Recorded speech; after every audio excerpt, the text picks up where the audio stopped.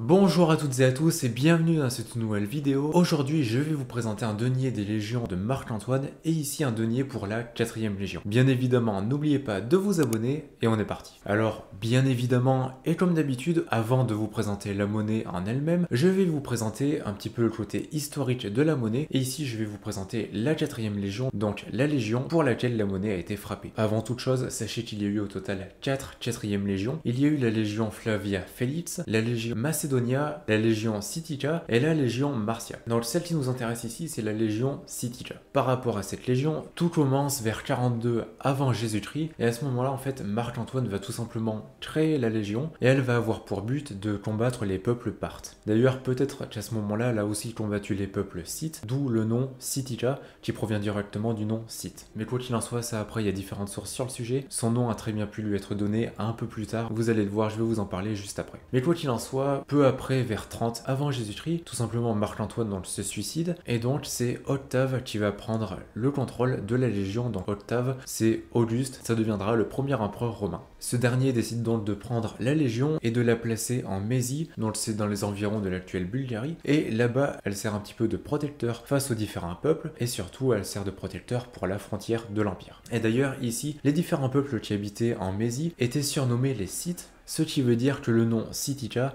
a très bien pu lui être donné à ce moment-là et pas au moment de sa création comme je vous l'ai dit juste avant. Mais quoi qu'il en soit, quelques dizaines d'années passent et sous Tibère, elle va servir de légion dans l'armée de Tibère et donc elle va partir en campagne avec l'empereur. Une fois que les campagnes sont terminées, elle va tout simplement revenir à son poste donc en Mésie. Et donc une nouvelle fois, les légionnaires servaient de protecteurs, ils servaient aussi de police, de bâtisseurs, etc. Donc un peu plus tard, quelques dizaines d'années après, la légion est déplacée un petit peu plus à l'est, donc dans ce qui est l'actuelle Syrie aujourd'hui. Et donc à ce moment-là, pareil, elle va encore une nouvelle fois servir de protection, elle va protéger les populations, elle va servir lors des révoltes, lors des batailles, etc. Plus tard, et une nouvelle fois, la légion va partir en campagne, et elle va partir aux côtés de Trajan, puis de Lucius Verus, mais aussi de Septime Sévère. Donc ainsi, le temps passe, comme je vous l'ai dit, la 4ème légion en fait part en campagne, revient à la maison, repart en campagne, revient à la maison, etc. Voilà, elle fait des sortes d'aller-retour comme ça. Et on arrive tout doucement en 252 après Jésus-Christ, où tout simplement il va y avoir une bataille face au roi des Sassanides, donc Shapur Ier, et à ce moment-là, une grande majorité, si ce n'est la quasi-totalité de la légion, va tout simplement se faire détruire en fait lors de la bataille. Et à ce moment-là, ça va être un petit peu la perte de la 4ème légion. Mais il y a quand même des sources qui disent que la légion a survécu. Puisqu'en effet, à ce moment-là, donc il reste une poignée de légionnaires en soi, il reste voilà un petit groupe, et ce petit groupe est déplacé donc vers une ville qui serait actuellement la ville d'Al-Taïba en Syrie, et à ce moment-là, en fait, les légionnaires vont habiter dans cette ville. Une partie d'entre eux va être dispersée dans les autres légions, dans les autres groupes armés,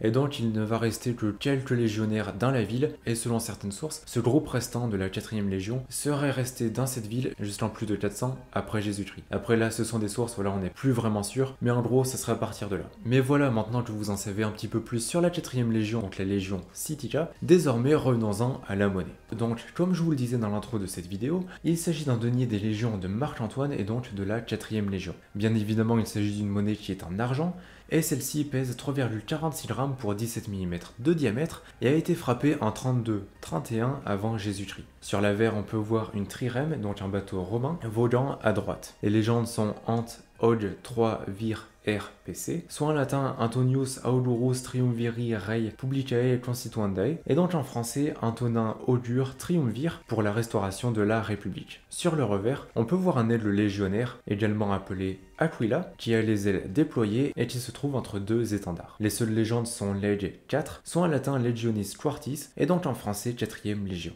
Enfin, pour acquérir une monnaie similaire, il faudra compter 170 €.